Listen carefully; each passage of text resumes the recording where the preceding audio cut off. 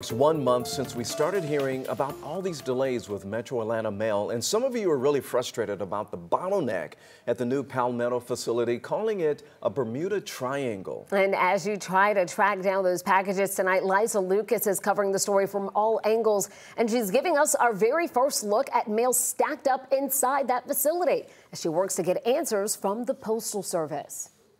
It's more than just the birthday package. People depend on the United States Postal Service. I would think that they would want to try to reach out and let people know something. The concerns have been coming in nonstop to our newsroom. More than 1,000 of you reaching out to 11 Alive for help with USPS mail delivery delays after a new regional processing and distribution center opened in Palmetto on February 24th. The facility consolidating some services at 4 other centers to Palmetto, among the first of around 60 like it, set to open across the country. It's part of the Postal Service's $40 billion plan to modernize operations and save money. But long lines of trucks and complaints following the center's launch prompted 11 Alive and members of Congress to demand answers. They need to address this, and they need to fix it in short order. We've since learned Metro Atlanta's problem is not unique. A report released late Monday evaluates the rollout of the Richmond, Virginia Regional Processing and Distribution Center, the very first of this kind of facility to open in the country. The USPS Office of Inspector General says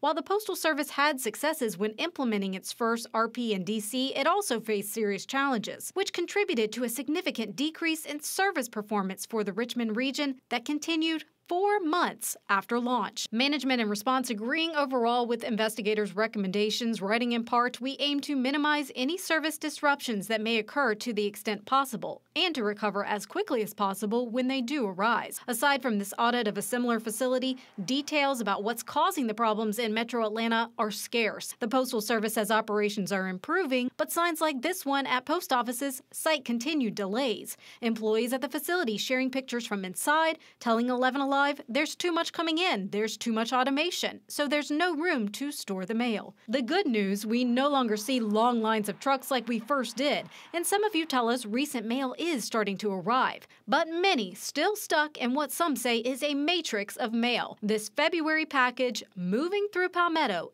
and back and forth to Florida 3 times.